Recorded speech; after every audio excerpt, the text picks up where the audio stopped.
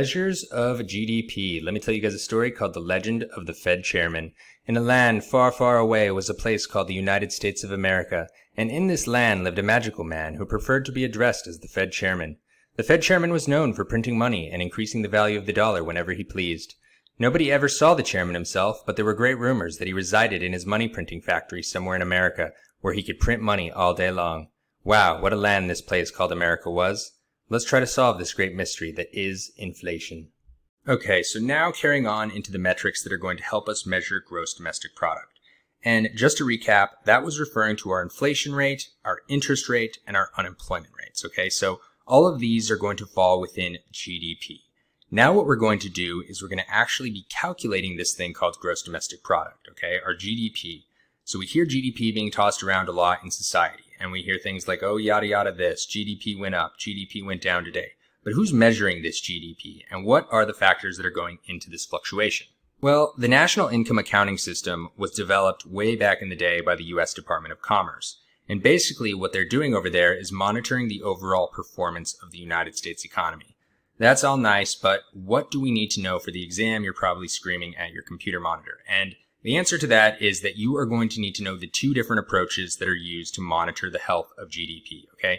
And so we've got both the income approach and the expenditure approach. So let's start by talking about the income approach. And what we're talking about here is the overall income that the economy is bringing in. And there are going to be 8 components here that go into the overall income that is brought into our economy. So let's go through the income factors. So when it comes to the income approach, this is going to be the sum of the following 8 components, all right? We're going to use our mnemonic date RIPI. And the date portion of this mnemonic is going to be related to individuals, whereas the RIPI component of this mnemonic is going to be related to business income that is brought into the economy. All right, so our D is going to stand for depreciation, and this is also known as capital consumption allowance. A is going to stand for adjustments for net foreign income. T is going to stand for taxes. All right, so this is going to be government income. When the government taxes you, they're generating income for themselves. Okay, so T is for taxes. E is going to be for employee wages, and this is also known as household income. When individual households are bringing in income that is flowing into the economy. Okay, so that's going to be related to our income approach. How about our expenditure approach? So within the expenditure approach, we're going to be measuring GDP as the summation of 4 separate components that make up the overall expenditures related to the economy. Okay, so the economy is spending money here. Who would have thought? Maybe the name gave it away. So when it comes to the expenditure approach, the mnemonic that we're going to go with is ICE-G, okay? So ICE-G, baby, that's what we're going with. I is going to stand for business investments. So when businesses are making investments, this is income that is going to be outflowing into the economy, all right? So expenditures are technically being made here. C is going to stand for personal consumption, all right? So personal consumption relates to individual households consuming goods and services. Again, money is being expended here. E is going to stand for net exports, all right? So this is going to simply be calculated as exports minus imports. So this is going to be exports, aka outflow of goods to other countries, less imports, aka goods and services coming in from other foreign countries, all right? So exports less imports equals net exports, all right? That's our E. And finally, our G is going to be government spending. When the government expends money, that is money that is outflowing into the economy, all right? So G for government spending. So the income approach and the expenditure approach are our 2 primary ways of calculating GDP, but there are a few other notable metrics that we should understand when it comes to understanding the measurement of GDP, all right? So most notably, let's talk about net domestic product. And this is simply just going to be the net of gross domestic product less depreciation, all right? So that's the simple formula there. Gross national product is going to be the market value of all goods and services produced by residents of a country, no matter where they are from in the world, all right? So this is going to be different from GDP as it's actually going to be including foreign production of U.S. firms. Booyah! Now let's talk about unemployment. And what exactly does unemployment mean? Well, it is defined as an individual who's not working, but is currently seeking work, all right? So, but currently seeking work is key when it comes to defining unemployment, all right? It's not just those who are not working.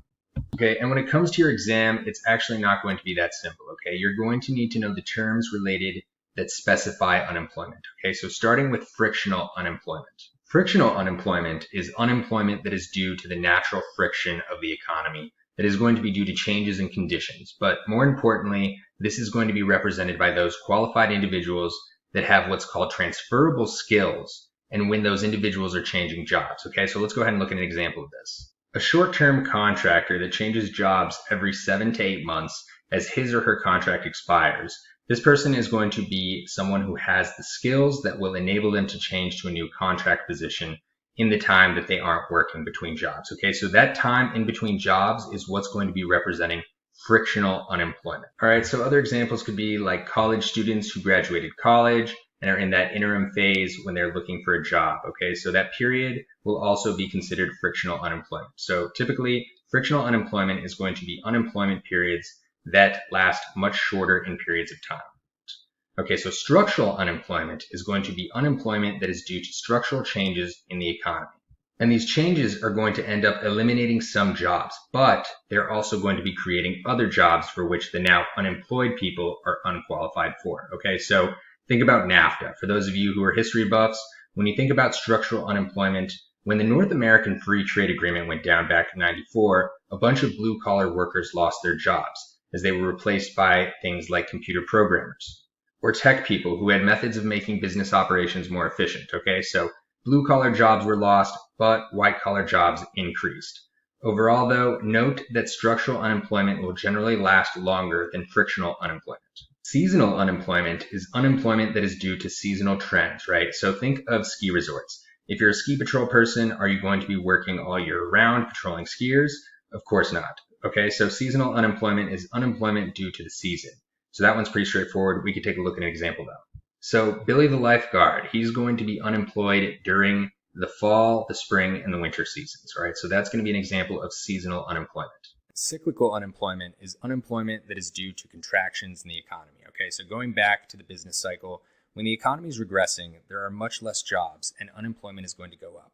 But if the economy is killing it and doing very well, then there's going to be many more jobs to support the demand, okay? So unemployment is going to go up. Generally, the big issues with cyclical unemployment is it's much tougher to predict the economy, okay? So there's no crystal clear way to determine if jobs are coming back, right? Think about the Great Depression. It took years for jobs to come back.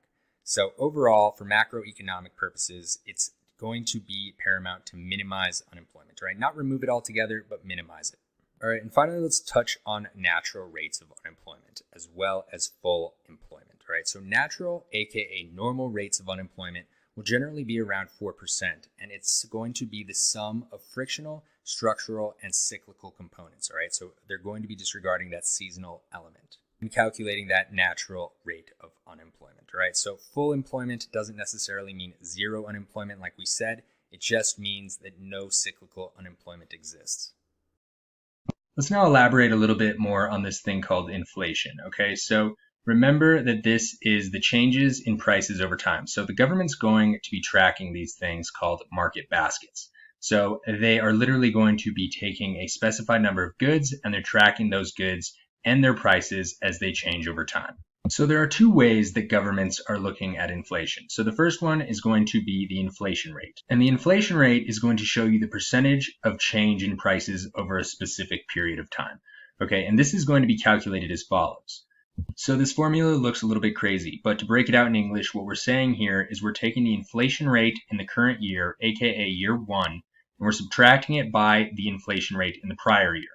That is going to be divided by that inflation rate in the prior year, okay? So that's going to be the current rate times 100, all right? So that's going to be how we calculate the inflation rate. So let's look at a real life example.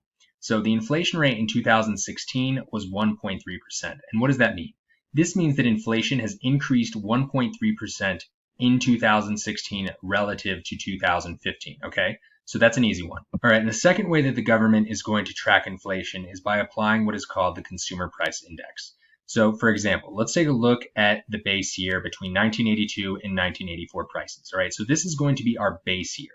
And what we're saying now is that in the year 2002, the Consumer Price Index was 180. And what we need to know is that these are going to be index numbers, okay? They're not percentages necessarily. So they're just index numbers that are being provided by the CPI index, okay? So that's what we're going to be doing to monitor inflation here, all right? I know this sounds super confusing, but let's simplify this, okay? So the base year in this case is going to be between 1982 and 1984.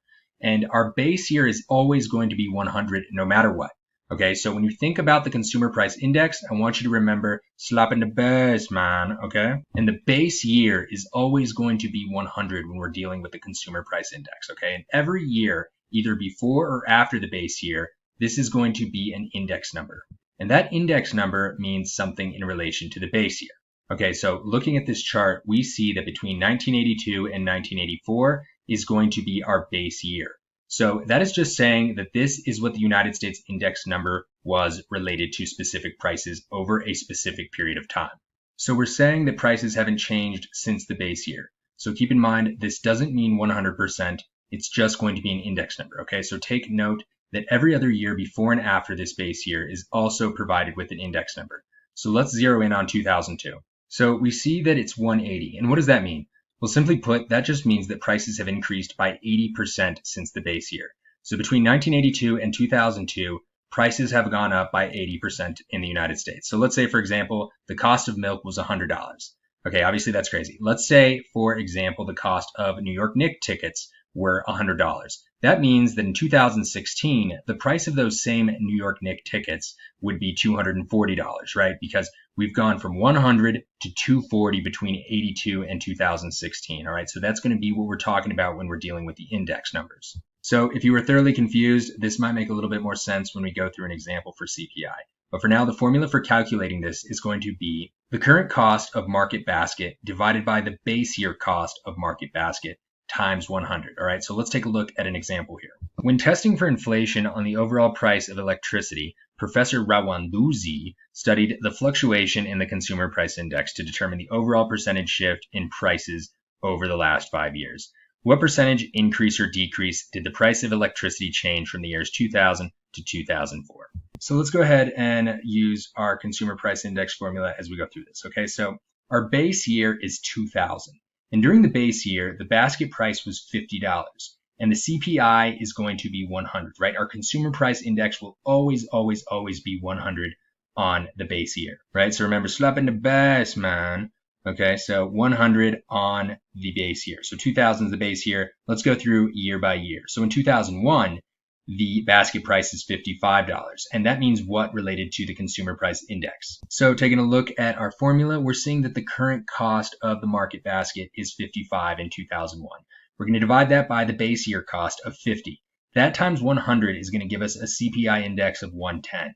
So what's that saying? We're saying that the price of electricity went up 10% between the years 2000 to 2001. All right, so let's take a look at 2004. The basket price is $100. So we're taking the current price in 2004 of 100, dividing it by 50 times what? Times 100. So it only makes sense that our CPI index is going to be 200, right? Because it's doubling. We're saying 2 times 100 is going to be 200. So that means that the price of electricity went up 100% between the years 2000 and 2004. All right, so that's how we apply the CPI index when we are determining inflation.